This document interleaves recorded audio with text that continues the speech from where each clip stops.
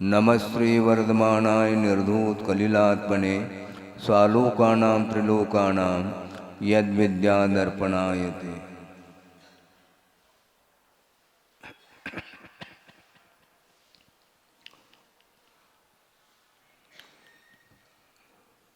सम्यक दर्शन का स्वरूप ज्ञात हुआ आगम के माध्यम से, और उस पुरुषार्थ के माध्यम से प्राप्त जो सम्यक दर्शन है उसकी रक्षा की भी बात होती है।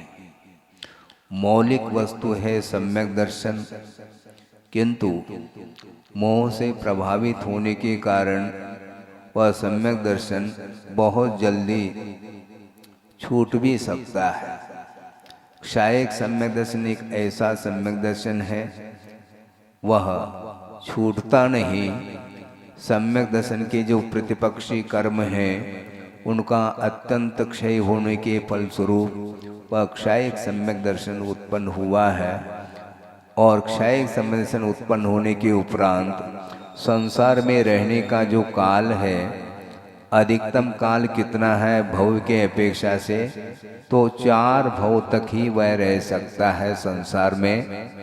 एक वर्तमान का भव है, और सम्यक दर्शन प्राप्त करने के पूर्व में मिथ्यात्व दशा में मान लो किसी ने मनुष्य आयु का बंध कर लिया है, फिर बाद में यदि मान लो केवली श्रुत केवली के पादमूल में दर्शन मुनि की क्षपना करने के फलस्वरूप जैसे क्षायक सम्यक दर्शन उत्पन्न हुआ है, वह भोग भूमि का मनुष्य बनता है।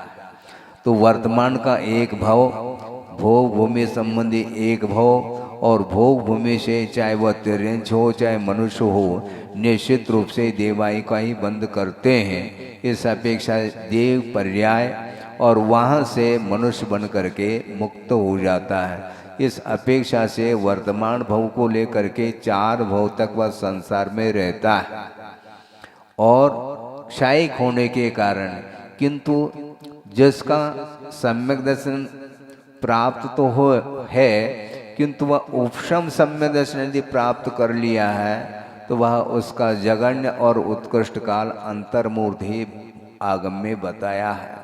और क्षोभम सम्यक का काल जगन से अंतर्मूर्त और उत्कृष्ट से 66 सागर प्रमाण कहा है। ये मैक्सिमम काल है।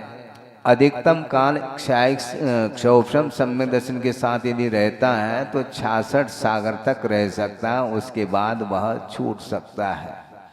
और छूट करके तृतीय गुण स्थान में आकर के पुनः वह 66 सागर काल तक क्षोभम सम्यक दर्शन के साथ रह सकता है, और वह मिथ्यात्व में आ जाएगा। इस प्रकार 132 सागर कुछ अधिक यह मिथ्यात्व का अंतर काल निकाला है आचार्यों ने।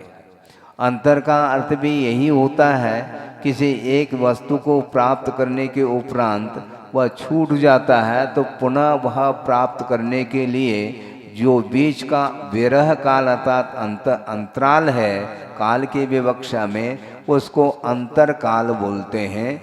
तो वह क्षायक मिथ्यात्व का अंतर काल 132 सागर कुछ अधिक ऐसा कहा। सोचो विचार करो, मात्र एक अंतर्मूर्त के लिए तृतीय गुण स्थान में आया था, और 2 बार 66 सागर तक वह क्षोभम सम्यक दर्शन के साथ रहा, इसके बाद भी वह मिथ्यात्व का मुख देख रहा है। बहुत विचित्र दशा है मिथ्यात्व की। 266 सागर किसको बोलते हैं? इतना लंबा चौड़ा काल, वह एकमात्र अंतर्मूर्त कम सम्यक के साथ रहते हुए भी वह मिथ्यात्व का उदय आया है, और अनंतान मंदिर का उदय आया है। इसको बोलते हैं संस्कार काल। इसी को आचार्यों ने वासना काल बोला है। जिस निमित्त को लेकर के संसारी प्राणी ने जिसके साथ जैसा व्यवहार किया है, और नहीं करने योग्य कोई विशेष संक्लेश के साथ व्यवहार यदि मान लो किया है किसी के प्रति, उसके जो संस्कार हैं वह इतने दीर्घ काल तक बने रह सकते हैं। 266 सागर बहुत ज़्यादा काल नहीं है, इससे भी लंबा चौड़ा काल और उसका वासना काल बताया है, जो कि संख्यात असंख्यात और अनंत भवतक वह अनंतानुबंधी का वह संस्कार काल बना रह सकता है, ऐसा आगम का उल्लेख है।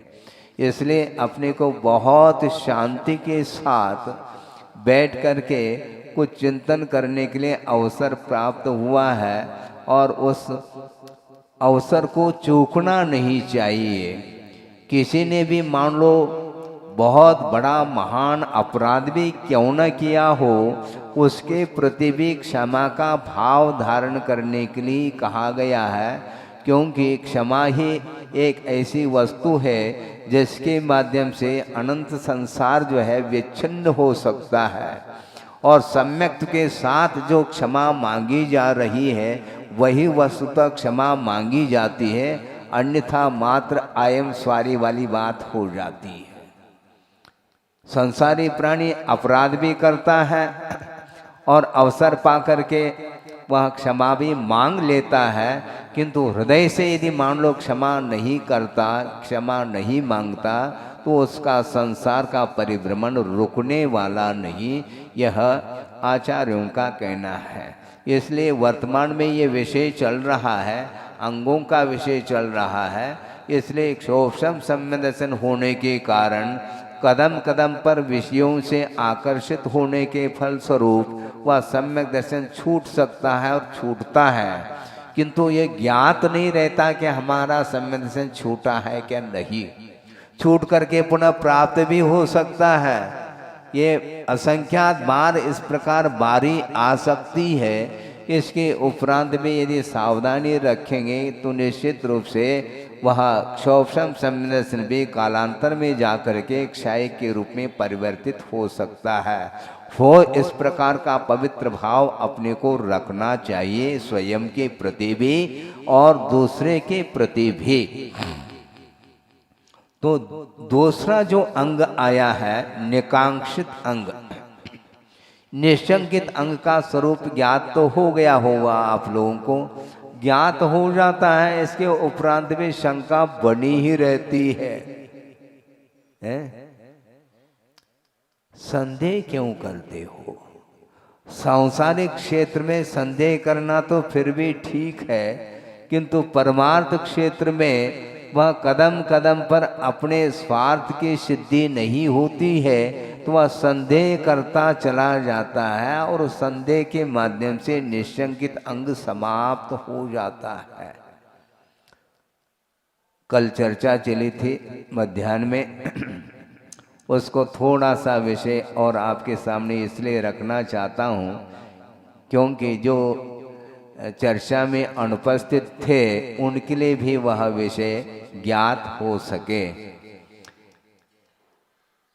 मिथ्यात्म अवस्था में अनंतानुबंधी कषाय का उदय रहता है और वह द्वितीय गुणस्थान तक अनंतानुबंधी का उदय माना है, और अनंतानुबंधी के उदय के फलस्वरूप इस प्रकार के कषाय की तीव्रता आ सकती है और आती है, जिसके कारण वह संसार के लिए कारणभूत कर्मों का अर्जन कर लेता है। मैं इसलिए कहना चाहता हूँ संसार के लिए कारणभूत ऐसा, क्योंकि सम्यक दृष्टि भी कर्म का बंद करता है, किंतु संसार के लिए हेतुभूत कर्मों का वह बंद नहीं करता, बल्कि पूर्व में बंधे हुए जो कर्म हैं उनकी निर्जना अथवा उनका क्षय करने में ही वह तत्पर रहता है। इसलिए सम्यक दृष्टि कर्मों का आश्रव अथवा बंद करता हुआ भी संसार के लिए हेतुभूत कर्मों का बंद नहीं करता। तो संसार के हेतुभूत कर्मों का बंद किस गुणस्थान की विवक्षा में होगा? तो आचार्य कहते हैं मिथ्यात्व गुणस्थान में। विशेष रूप से मिथ्यात्व गुणस्थान इसलिए लिया जा रहा है क्योंकि उसका काल ज़्यादा है, और द्वितीय गुणस्थान और तृतीय गुणस्थान का काल बहुत अल्प होने के कारण उसको गौण किया जा सकता है, इसमें कोई बाधा नहीं। मूल मैं ये कहना चाहता हूँ कि किस समय सम्यक दर्शन छूट सकता है या छूटता है और मिथ्यात्व की भूमिका में इस प्रकार के परिणाम हो जाते हैं जिसके फलस्वरूप वह संसार के लिए हेतुभूत कर्मों का अर्जन करता है और कर्मों का अर्जन करने के उपरांत द्रव्य क्षेत्र आदि के निमित्त को लेकर के वो सारे कर्म फल दिया करते हैं और विशिष्ट अनुभाग के साथ यदि कर्म का बंध किया है तो वह निदत्ति निकाचित जैसे कर्मों का बंध होगा तो उसको हर हालत में भोगना ही पड़ेगा। ये सिद्धांत है। तो कर्म का बंध देखने में नहीं आता किंतु उसका फल देखने में आता है। फल किसके माध्यम से देखने में आ रहा है? नो कर्म के माध्यम से देखने में आ रहा है। किसी को स्त्री पर्याय मिली है और किसी को पुरुष पर्याय मिली है। ये कर्म का फल है और कर्म के फल को देखते हुए ही कर्मों का अनुमान किया जाता है। कर्म वस्तुतः अनुमान का विषय बन रहा है अथवा आगम का विषय बन जाता है। वर्तमान में प्रत्यक्ष ज्ञान नहीं होने के कारण कर्म दिखाई नहीं दे रहा है, क्योंकि वह अदृश्य वस्तु है, बहुत सूक्ष्म परिणमन है पौद्गलिक कर्म का, इसलिए वह इंद्रिय का विषय नहीं बन सकता। कोई बाधा नहीं, किंतु कर्मों के फल को दे करके कर्म के ऊपर श्रद्धान किया जाता है कि वस्तुतः कर्म भी बहुत बलिष्ठ एक द्रव्य का परिणमन है। कार्तिकेयन परीक्षा का स्वाध्याय आप लोगों ने किया होगा, वहाँ पर भी प्रसंग के अनुरूप एक गाथा दी है आचार्य महोदय ने, कि वह गाथा भी मुझे लगभग स्मरण में आ रही है कि काव्य अवुवा दी सदी पुग्गल कम्मान एरसी सती केवल नान सहावो विनाशियो जाय जीवस्स। कहाँ अपि अपूर्वा शक्ति दृश्यते कर्म नाम। कर्मों के ऐसे कोई अपूर्व अद्भुत शक्ति देखने में आती है जिसके कारण केवल ज्ञान नष्ट हो चुका है। केवल नान सहाहो विनाश दो, ऐसा कहा। केवल ज्ञान प्राप्त करने की क्षमता है और केवल ज्ञान शक्ति के रूप में विद्यमान प्रत्येक जीवात्मा में है, किंतु उसका उद्घाटन, उसका उदय, केवल ज्ञान रूपी सूर्य का उदय क्यों नहीं हुआ? एक ऐसी अपूर्व शक्ति है जिसके कारण केवल ज्ञान समाप्त हुआ है। समाप्त हुआ है इसका अर्थ पहले उदित था वह केवल ज्ञान बाद में समाप्त हुआ, ऐसा नहीं लेना। किंतु अनादिकाल से कर्म की परंपरा चल रही है जिसके फल स्वरूप वह केवल ज्ञान अभी तक उद्घाटित ही नहीं हुआ है, और उसको उद्घाटित करना चाहो तो मोह के ऊपर कुठारा घात करो और कोई भी उपाय नहीं है। संसारी प्राणी को समझाना बहुत कठिन है, बहुत कठिन है। इसलिए आचार्य महाराज ने एक बार कहा था कि ज़्यादा समझाने के चक्कर में नहीं रहना, क्योंकि समझाना तो फिर भी सरल है, समझना उससे और कठिन है। समझाने वाला समझाने में चतुर हो सकता है, कुशलता प्राप्त कर सकता है, निष्णांत हो सकता है, इसके उपरांत भी वह स्वयं समझ रहा है क्या नहीं समझ रहा है, इसको देखना और कठिन हो जाता है। इसलिए समझाने में ज़्यादा समय नहीं गंवाना, किंतु आगम में जो लिखा है उसको आस्था के साथ, श्रद्धान के साथ, विश्वास के साथ अपने शक्ति के अनुरूप अमल करते चले जाओ, जिसके माध्यम से संसार का अंत हो सकता है। इसलिए कर्तव्य की दृष्टि से ही समझाया जा रहा है।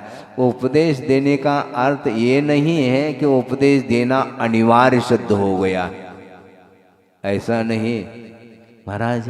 फिर एक सम्यक दर्शन का एक अंग है ना, प्रभावना अंग। तो प्रत्येक सम्यक दृष्टि है, इसलिए प्रभावना की दृष्टि से उसको उपदेश आदि देना चाहिए दूसरे के लिए। ठीक है, फिर भी आचार्य कहते हैं अनिवार्य नहीं। क्यों? इसलिए अनिवार्य नहीं है, उपदेश देने वालों की संख्या कम नहीं। हाँ, थोड़े बहुत क्षोभम बढ़ गया तो वह मंच बना करके अपना विद्वत्ता का प्रदर्शन कर सकता है, आलोचना की दृष्टि से नहीं, किंतु कर्तव्य की दृष्टि से उपदेश देना अलग वस्तु। किंतु उपदेश देने में वह जीवन व्यतीत कर लिया, किंतु उपदेश के अनुरूप एक कदम भी यदि मान लो नहीं रख पा रहा है तो उस उपदेश का कोई भी प्रभाव पड़ने वाला नहीं। यदि मान लो पड़ भी जाता है तो जिसका उपादान है उसके ऊपर पड़ने वाला है, और जिसका उपादान नहीं है उसके सामने साक्षात प्रभु भी विराजमान हो जाए तो उसको समझाने में वो भी अक्षम सिद्ध होंगे। हैं महाराज, उनके पास अनंत शक्ति है ना। हाँ ठीक है ना, क्या बात हो गई? वो आपके लिए कारण है क्या? अनंत शक्ति स्वयं के लिए वह कारण है। केवल ज्ञानावरणी कर्म का क्षय होने के फलस्वरूप अनंत पदार्थों का जो ज्ञान हो रहा है, उन्हें उस अनंत पदार्थों के ज्ञान के लिए अनंत वीर अर्थात अनंत शक्ति की भी आवश्यकता पड़ती है। इसलिए अनंत चतुष्टय के जो धनी होते हैं वे ही वस्तुतः वस्तु तत्व का ज्ञान कर लेते हैं, और छद्मस्त अवस्था में क्षोभम ज्ञान के साथ जो भी पदार्थ का बोध हो रहा है बहुत सीमित मात्रा में हो रहा है। इसलिए अपने को श्रद्धान को ही प्रमुखता देनी चाहिए, और श्रद्धान के माध्यम से अपने सम्यक दर्शन को मजबूत कर लेना चाहिए। इसलिए निश्चंकित अंग का पालन अपने को निरंतर करना चाहिए। और गुरुदेव का भी बार बार यही कहना है, सम्यक दर्शन भी प्राप्त जो किया जाता है, ऐसा नहीं कि बिल्कुल चुटकी बजाते बजाते हम प्राप्त कर लें, ऐसा नहीं। बहुत पुरुषार्थ करने की आवश्यकता होती है, और उस पुरुषार्थ के फलस्वरूप प्राप्त उपलब्ध जो सम्यक दर्शन है उसको बरकरार बनाए रखिएगा। तो कैसे रखेंगे महाराज? सम्यक दर्शन को सक्रिय बनाओ। हाँ, सम्यक दर्शन को सक्रिय बनाओ। सक्रिय बनाना भी खेल नहीं है। अविरत अवस्था में भी जिसके पास न अनुव्रत है न महाव्रत है, इसके उपरांत भी सम्यक दर्शन यदि सक्रिय है तो निश्चित रूप से वो सक्रिय सम्यक दर्शन के माध्यम से ही वह चारित्र के क्षेत्र में भी कदम रखने के लिए तत्पर हो सकता है, होता है। इसीलिए मान लो आप चारित्राधिक ग्रहण करने की क्षमता नहीं रख पा रहे हैं, अथवा विशेष रूप से वैराग्य आदिक नहीं हो पा रहा है, तो कोई बाधा नहीं। किंतु 8 अंगों का पालन करते हुए भी यदि मान लो आपका जीवन व्यतीत हो रहा है तो उसके माध्यम से भी बहुत सारे कर्म निर्मूलन उनका हो जाता है, और कषाय की मंदता होने के कारण, अनंत आशा का अभाव होने के कारण वह मोक्ष मार्ग के क्षेत्र में बढ़ सकता है। तो सम्यक दर्शन को सक्रिय बनाओ। सक्रिय बनाओ, कैसे बनाएंगे महाराज? अंगों का पालन करो। अंगों का पालन हो रहा है? अंग कितने हैं ये भी किसी को ज्ञात नहीं, मान लो कोई बाधा नहीं, किंतु दूसरे के माध्यम से ज्ञात करके भी उसका अनुपालन करने का प्रयास हमें करना है। क्योंकि जो भी विकास होता है वह अनुकरण करने से होता है। आगम के अनुरूप ही आपको अमल करना है, फॉलो करना है। हलो हलो नहीं करना, खाली फॉलो करना है। सम्यक दर्शन को फॉलो करने के लिए भी पसीना आ जाएगा आपको। हाँ, बहुत कठिन हो जाता है, क्योंकि चारों ओर पंचेंद्र के विषय दिखाई देते हैं और उस ओर दृष्टि हमेशा चली जाती है संसारी प्राणी की। उसके कारण ही वह उसके निकांक्षित अंग का पालन करने में भी कठिनाई होती है। हाँ,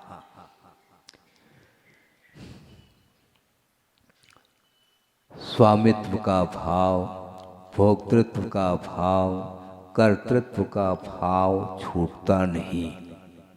हाँ, अविरत दशा में ये छूटते नहीं, किंतु छोड़ने का प्रयास जो करना चाहता है वह निश्चित रूप से वह आगे उसकी गति होगी। ये बिना वैराग्य के संभव नहीं है। और वैराग्यमय जीवन जिसका व्यतीत होता है बहुत जल्दी उसका कल्याण हो सकता है। ज़्यादा उसके लिए उपदेश आदि की आवश्यकता नहीं पड़ सकती। और सक्रिय का अर्थ एक और हम विषय देना चाहते हैं आगम के माध्यम से, कि सम्यक दर्शन के जो स्तर हैं वह वृद्धि को प्राप्त हो सकते हैं। वो कैसे हो सकते हैं महाराज? तो आचार्यों ने ये कहा कि जैसे अवधि ज्ञान क्षोभम निमित्त को लेकर के होता है और एक भव प्रत्यय रूप भी होता है। अवधि ज्ञानावली कर्म का जो क्षोभम होता है, मनुष्य और तिर्यंच गति की बात को लेकर के चर्चा रख रहा हूँ कि वह क्षोभम निमित्त षड विकल्प शेषाणाम, ऐसा कहा। शेषाणाम का अर्थ तिर्यक मनुष्याणाम। तिर्यंच और मनुष्य गति में रहने वाले जो जीव संगी पंचेंद्रिय हैं, उन्हें जो अवधि ज्ञान उत्पन्न होता है वह क्षोभम निमित्तक अर्थात गुण प्रत्यय माना है। गुण प्रत्यय का अर्थ क्या? गुण का अर्थ क्या? सम्यक दर्शन भी गुण है, देश संयम भी गुण है, और सकल संयम अर्थात महाव्रतात्मक व सकल चारित्र भी गुण है। इनके निमित्त को लेकर के अवधि ज्ञान में वृद्धि होती है, विकास होता है। इस प्रकार पूज्यपाद स्वामी ने कहा। वर्धमान अवधि ज्ञान का एक भेद आता है, पढ़ा आपने है? हाँ, अनुगामी, अनुगामी, हीमान, वर्धमान, अवस्थित और अनवस्थित के भेद से 6 विकल्प को लेकर के इन्हें 6 भेद वाला वह अवधि ज्ञान होता है, जो कि तिर्यंच और मनुष्य गति में वह उत्पन्न होता है, जिसको गुण प्रत्यय बोला है। प्रत्यय का अर्थ निमित्त हुआ करता है। गुण अर्थात सम्यक दर्शन, देश संयम और सकल संयम, ये सारे सारे गुण हो गए। इनके निमित्त को लेकर के वह क्षोभम बढ़ता जाता है। इससे स्पष्ट है कि सम्यक दर्शन अवस्थित नहीं है। सम्यक दर्शन में यदि विकास होता है, उसके निमित्त से अवधि ज्ञान में विकास देखने में आता है। इसलिए आपके पास सम्यक दर्शन है तो उसको आप बढ़ाइएगा, उसमें विकास होगा तो निश्चित रूप से यदि अवधि ज्ञानावली कर्म का किसी को क्षोभम हुआ हो तो उसमें विकास हो सकता, उसमें ये निमित्त है जिसका नाम गुण प्रत्यय, ऐसा बोला। तो सम्यक दर्शन के जो स्तर हैं उनको कैसा बनाया जाए? तो आचार्य कहते हैं सक्रिय सम्यक दर्शन होना चाहिए। सक्रियता का अर्थ सम्यक दर्शन उत्पन्न तो हुआ है किंतु वह एक्टिविटी नहीं उसमें। एकमात्र क्षोभम वर हुआ है किंतु प्रयोगात्मक सम्यक दर्शन देखने में आना चाहिए। प्रयोगात्मक सम्यक दर्शन का अर्थ ही है 8 अंगों का निरंतर पालन करते रहो, जिसके माध्यम से सम्यक दर्शन का विकास होता है। और यहाँ पर निकांक्षित अंग को लेकर के चर्चा आ रही है, इसलिए भूमिका के रूप में एक विषय और देना चाहते हैं। प्रसंग के अनुरूप ये विषय कई बार आ चुका है, फिर भी प्रासंगिकता समझते हुए उसी विषय को हम पुनरावृत्ति भले ही हो जाए किंतु उसके माध्यम से और विषय ताज़ा हो सकता है और सम्यक दर्शन की सक्रियता में वह अपनी भूमिका का निर्वाह कर सकता है। विषय ये है, 3 प्रकार के शल्य हुआ करते हैं, माया शल्य, मिथ्या शल्य और निदान शल्य। ये 3 शल्य, शल्यत्रय है, ये 3 शल्य है। और माया शल्य, मिथ्या शल्य तो थोड़ा सा गौण कर रहा हूँ, क्योंकि प्रमुखता हमें यहाँ पर वर्तमान में निदान शल्य को लेकर के कुछ विषय देना है।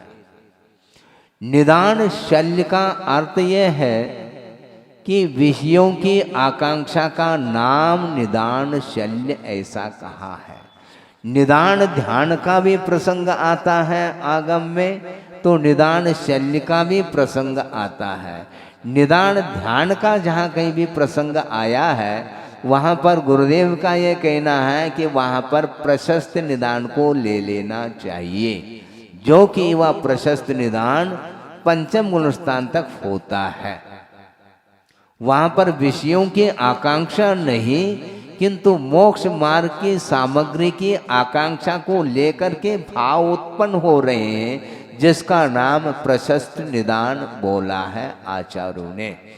यहाँ पर भी आकांक्षा तो है, किंतु विषयों की आकांक्षा नहीं, क्योंकि विषयों की आकांक्षा के कारण ही वह निकांक्षित अंग समाप्त होने को हो जाता है।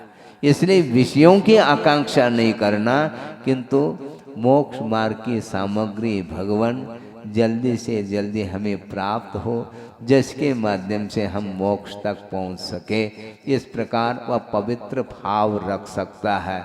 मोक्ष मार्ग की सामग्री का अर्थ क्या है? हे भगवान, भविष्य में भी मुझे उच्च कुल मिल जाए, आर्य खंड मिल जाए, सच्चे देवगुरु शास्त्र का समागम मिल जाए, दीर्घ शरणन मिले भगवान, और उसका मैं मोक्ष मार्ग में उपयोग कर सकूं, और मोक्ष मार्ग में हेतुभूत जो सम्यक ज्ञान है वह सम्यक ज्ञान मेरा हमेशा बना रहे। इस प्रकार के जो पवित्र भाव हैं, इनको भी निदान के कोटि में लिया तो है, किंतु यह प्रशस्त निदान इसी को बोलते हैं, क्योंकि इसमें धर्मानुराग निहित है।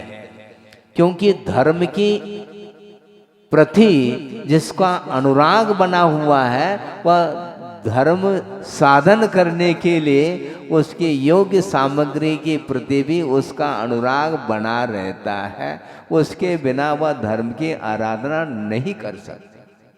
इसलिए भगवान, मुझे वैभव नहीं चाहिए, पंचेंद्रिय के विषय मुझे नहीं चाहिए, क्योंकि पंचेंद्रिय विषय ही संसार में परिभ्रमण के लिए कारण है अथवा पतन के लिए कारण है। इसलिए मुझे नहीं चाहिए भगवान, मैं गरीब भी बन जाऊं, मुझे कोई बाधा नहीं, किंतु जहाँ कहीं भी मैं उत्पन्न हो जाऊं, वहाँ पर मोक्ष मार्ग की सामग्री मुझे मिले, इस प्रकार का वह भाव रखता है, जिसको प्रशस्त निदान कहा है। किंतु अप्रशस्त जो निदान है वो भोगों की आकांक्षा को लेकर के होता है, जिसके माध्यम से उपलब्ध सम्यक दर्शन भी नष्ट हो सकता है, होता है, और उसके माध्यम से ही निकांक्षित अंग समाप्त हो जाएगा। तो एक अंग समाप्त हुआ तो सारे सारे अंग समाप्त हो गए, समझ लेना। इसलिए निदान शल्य से बचिएगा। संसारी प्राणी धन से आकर्षित होकर के वह क्या क्या अनर्थ नहीं कर सकता, प्रलोभन में आकर के सम्यक दर्शन को भी साइड में रख देता है। साइड रह नहीं सकता, वह समाप्त ही हो जाएगा। देव गुरु शास्त्र के ऊपर श्रद्धा करने वाला व्यक्ति कभी भी गुरु के ऊपर, मान लो कर्म के उदय में कोई आपत्ति आती है, तो उस समय वह खड़ा रहता है, मैं आपत्ति को दूर करूंगा। आता है क्या नहीं? श्रावकाचार खोल करके पढ़िएगा, वहां पर आचार्य समंतभद्र स्वामी ने मानव का उदाहरण नहीं दिया, किंतु पशु का उदाहरण दिया है। हाँ। और पशु भी, और वह भी उदाहरण किस प्रसंग में दिया है? अभय दान के प्रसंग, अभय दान के प्रसंग में दिया है। सोचो, विचार करो, निर्विकल्प समाधि में लीन है मुनि महाराज गुफा में, और शेर ने देख लिया और उसके भक्षण के भाव हो गए। और उसी समय एक जंगली सुअर ने भी देखा है, किंतु सुअर का अर्थ ये गलियों में घूमने वाले सुअर नहीं, वह जंगली सुअर था। और वस्तुतः उस अभय दान के प्रसंग में वह वरता श्रेष्ठता को प्राप्त हुआ, प्रसिद्धि को प्राप्त हुआ है, और वह खड़ा हो जाता है, भीतर प्रवेश नहीं कर सकता। किसको कह रहा है? शेर के लिए। क्यों? क्योंकि गुरु के ऊपर संकट मैं झेल नहीं सकता, मेरे प्राण रहते तुम भीतर प्रवेश नहीं कर सकोगे। इस प्रकार वह खड़ा है और गुरु की रक्षा के भाव लेकर के खड़ा, एक पशु होने के उपरांत भी, और मानव होकर के भी यदि मान लो गुरु के प्रति आस्था तो दूर, किंतु उनके ऊपर उपसर्ग करना कोई प्रारंभ करता है तो उसका पतन कहाँ तक होगा, आगम को खोल करके आप पढ़िएगा। श्रेणिक ने मुनि महाराज के ऊपर उपसर्ग किया और फलस्वरूप सप्तम पृथ्वी का बंद किया है। विरोधी हिंसा में भी हिंसा होती है। इस प्रसंग को पहले भी हमने रखा था कि विरोधी हिंसा अलग है, संकल्पी हिंसा अलग है, उद्योग संबंधी, आरंभ संबंधी आदि बहुत प्रकार की हिंसा होती है, किंतु विरोधी हिंसा से बढ़कर के ये संकल्पी हिंसा है। और वह सम्यक दृष्टि हो करके कभी भी वह मुनि महाराज के ऊपर उपसर्ग करने के भाव कतई नहीं हो सकते, किंतु श्रेणिक के मन में उपसर्ग के भाव आ गए और उसका पतन हुआ। सोचो, विचार करो, वह मानवता कहाँ चली गई? बाद में पश्चाताप कर रहा है। अरे पहले ही ध्यान रखते, इस प्रकार के कुकृत्य के परिणाम होने के पहले ही सावधान रहते, ताकि सप्तम पृथ्वी से तुम बच सकते। किंतु अब क्या करोगे? नरक आयु का बंद हुआ है, अब बाद में आलोचना इत्यादि करना ये तो ठीक है, करिए। और उसके फलस्वरूप वह सप्तम पृथ्वी जाना था, वह धीरे धीरे आयु कम होती होती होती वह प्रथम पृथ्वी की योग्य आयु रह गई, जो कि 84,000 वर्ष की आयु वहाँ पर उसको भोगना पड़ा। इसी प्रकार वहाँ पर उपसर्ग करने के लिए खड़ा है शेर, किंतु सुअर कहता है मुझसे पहले निपटो, फिर बाद में। हाँ, कितने भीतर करुणा के भाव होंगे, सोचो। एक पशु के भीतर भी अनुकंपा, इसी को बोलते हैं अनुकंपा, अकंपा। अनुकंपा भी अकंपा होनी चाहिए। क्योंकि निशंकित अंग जो होता है वहां दृढ़ रहता है, प्राण चले जाएं किंतु मैं परवाह नहीं करूंगा, किंतु रक्षा करने के भाव मेरे अंदर है और वो संघर्ष छुड़ जाता है। इसके उपरांत वह स्वयं प्राणांत हो गया। इसके उपरांत भी अपने कर्तव्य को छोड़ा नहीं। हाँ, इसको बोलते हैं निकांक्षित। अपने प्राणों की आकांक्षा नहीं रही उसकी, और विषयों की आकांक्षा तो छोड़ो, क्योंकि विषयों के प्रति जो आकांक्षा होती है वह क्यों होती है? शरीर के कारण होती है। शरीर का पोषण जिन वस्तुओं के माध्यम से होता है, उन वस्तुओं के प्रति आकांक्षा तभी होती है जब शरीर के प्रति ममत्व भाव जागृत होता है। किंतु वह सुअर के अंदर अपने शरीर के प्रति भी ममत्व भाव समाप्त हो गया और मुनि महाराज के रक्षा के भाव जागृत हो गए। ये निकांक्षित अंग में इसको रखने में कोई बाधा नहीं। अभय दान के प्रसंग में रखा है और उसके माध्यम से अभय मिल रहा है। किसको? मुनि महाराज को। लेकिन मुनि महाराज चाह रहे हैं क्या मेरी कोई रक्षा करे, ऐसे भाव हैं उनके अंदर? नहीं, उनके अंदर तो कोई भाव नहीं, क्योंकि शरीर तो मिटने वाली वस्तु है। इसके अनित्य जो वस्तु है उस वस्तु के प्रति नित्यता का भाव करना वस्तुतः सम्यक दर्शन को समाप्त करना है। इस प्रकार वो अपने ध्यान में लीन है और पुण्य के उदय में इस प्रकार संयोग जुड़ जाता है और मुनि महाराज की रक्षा हो जाती है और दोनों प्राणांत हो गए, शेर भी और सुअर भी। किंतु वह सुअर था, वर अर्थात श्रेष्ठ होता है, ध्यान रखो, जानवर वर अर्थात श्रेष्ठ है वो। बाकी शेर क्या है कहने की कोई आवश्यकता नहीं। जहाँ पर भक्षण के भाव है वहाँ पर वह उसका पतन हुए बिना रह नहीं सकता और वह स्वर्ग चला जाता है। शूकर सोचो विचार करो, इसलिए ये जीवन मिला है, स्वर्णिम अवसर है, मनुष्य पर्याय मिली है और सम्यक दर्शन को प्राप्त करने के लिए ये अवसर है और उस अवसर को खोना नहीं चाहिए, बल्कि उस अवसर के माध्यम से अपने को सम्यक को उपलब्ध करके और उसको विकसित करने के लिए प्रयत्नशील होना चाहिए। सम्यक दर्शन के स्तर जो बढ़ते हैं वह एक्टिविटी, सम्यक दर्शन को सक्रिय बनाए रखिए। आप आगम को सामने रख करके जब मनन चिंतन पठन इत्यादि करते हैं उस समय ऐसा लगता है कि संसारी प्राणी किधर जा रहा है, उनको कौन संबोधित करने वाला है।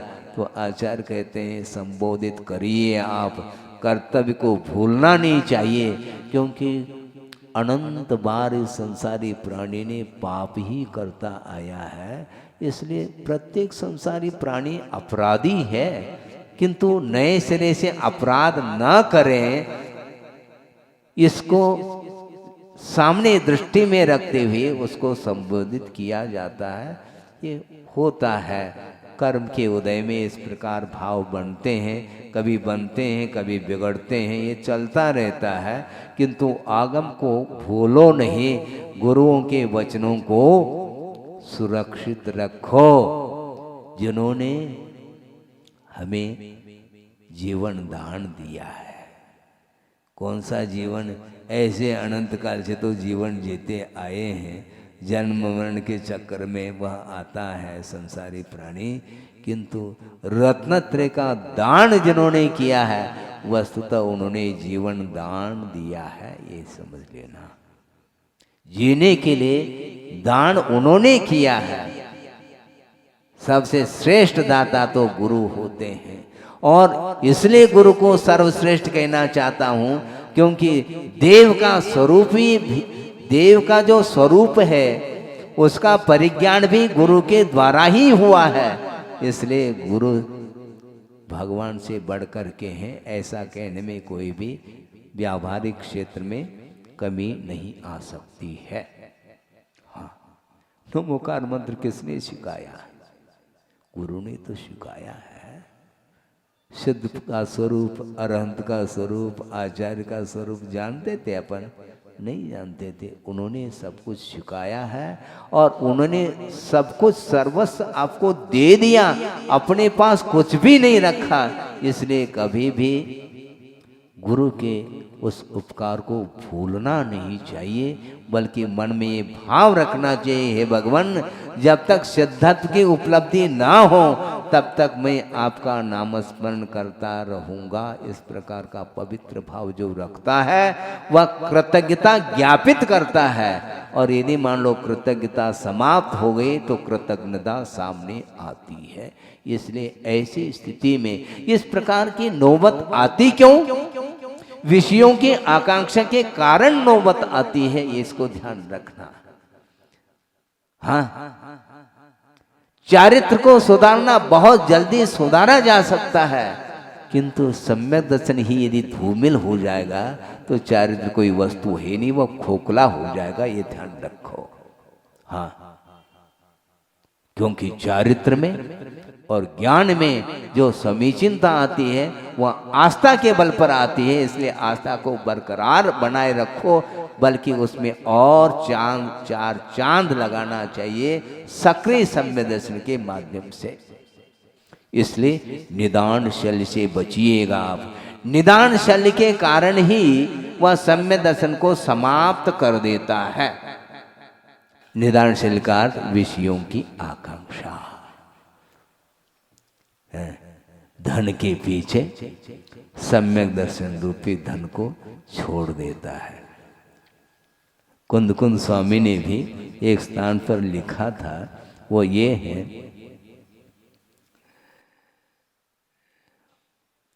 भोगाकांक्षा निदान रूपेण, भोगों की आकांक्षा रूप जो निदान है उसके माध्यम से संसारी प्राणी क्या क्या कर लेता है बताया जा रहा है। रूप लावण्य सौभाग्य कामदेव देवेंद्र अहमेंद्र ख्याति पूजा लाभ इत्यादि निमित्तम, इस निमित्त को लेकर के यह जो व्यक्ति व्रत तपस्रण दान पूजादिकम करोति, इस निमित्त को लेकर के वह व्रत का तप का दान पूजा इत्यादि करता है, किस उद्देश्य को लेकर के, मुझे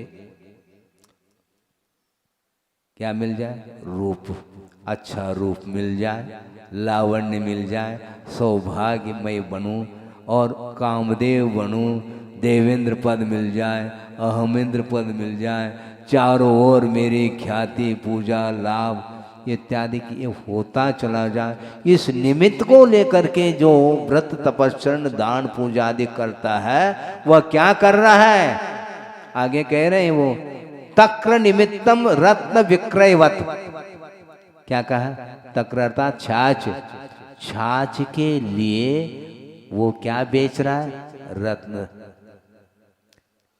उचित है, अरे रत्न के माध्यम से तुम अरबपति बने हो और छाछ के लिए तुम रत्न को बेचना चाहते हो,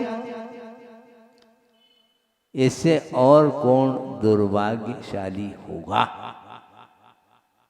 कोई कर सकता है क्या, लेकिन किया है संसारी प्राणी ने, इसीलिए किया है।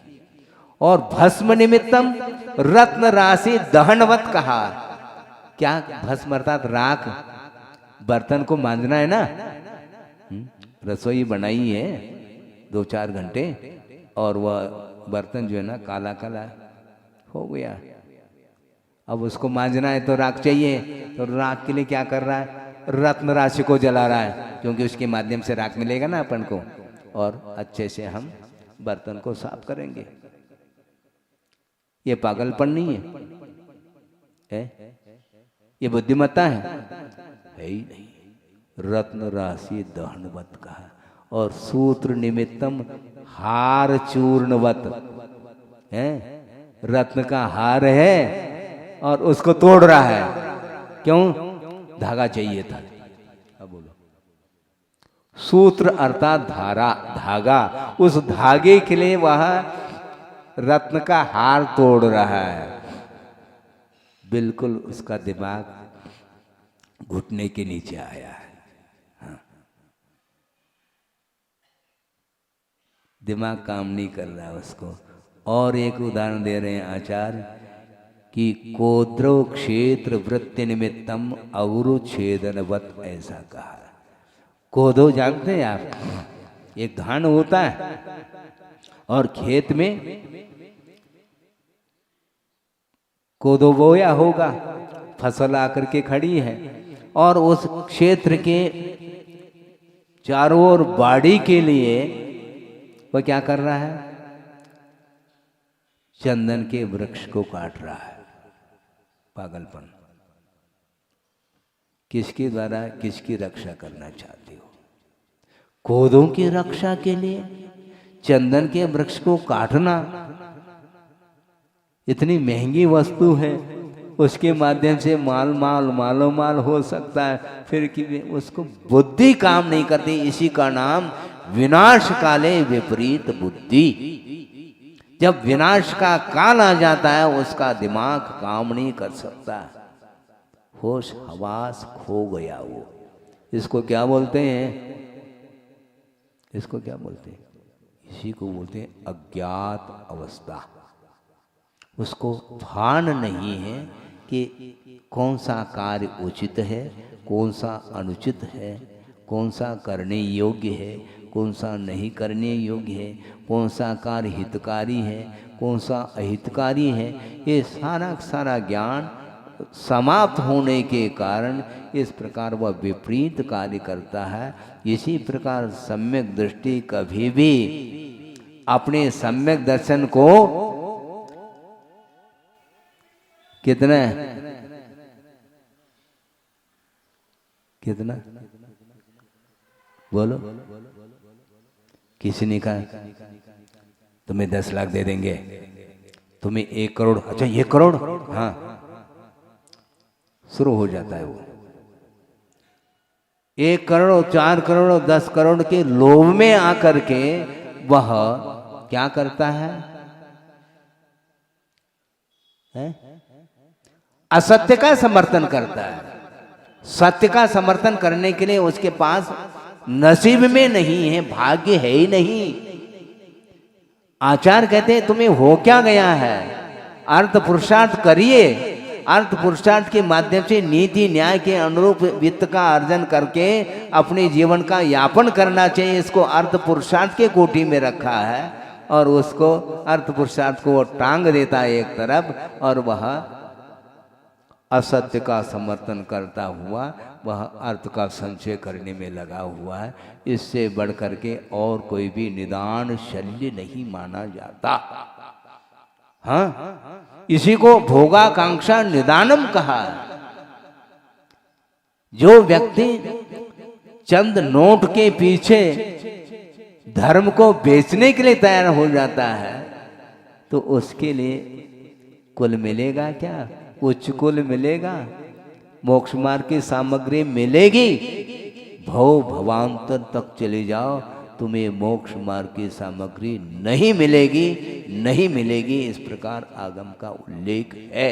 क्योंकि निदान के माध्यम से सम्यक की विराधना करके वह भवनत्रिक आदि में जो देव दुर्गति जिसको बोलते हैं वहां पर जाकर के जन्म लेता है। ये किसका परिणाम है?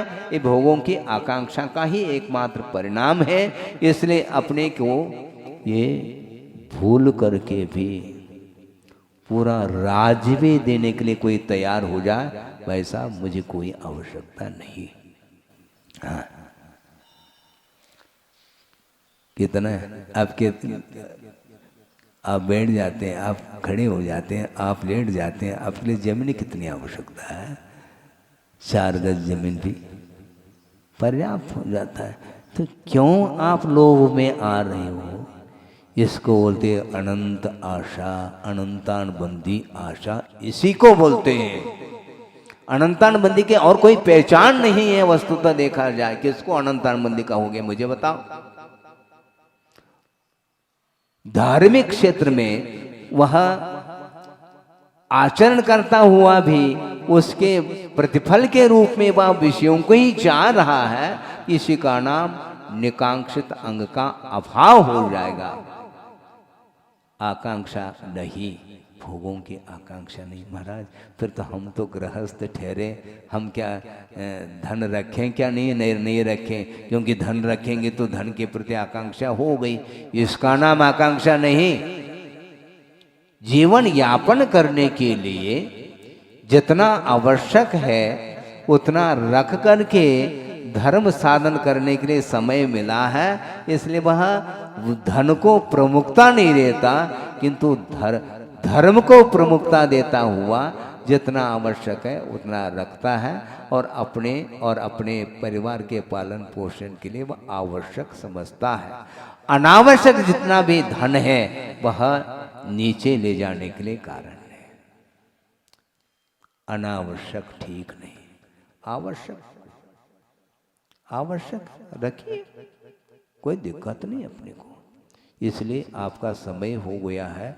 निकांक्षित अंग के विषय में बहुत सारा विषय है, अभी आपके सामने कारिका भी हमने पढ़ी नहीं, किंतु भूमिका के रूप में प्रसंग के अनुरूप इसलिए इस विषय को देना आवश्यक समझा, क्योंकि सम्यक दर्शन की चर्चा करने वाले बहुत सारे दुनिया में मिल सकते हैं, किंतु सम्यक दर्शन के अनुरूप आचरण करने वालों की संख्या विरल मात्रा में मिलती है।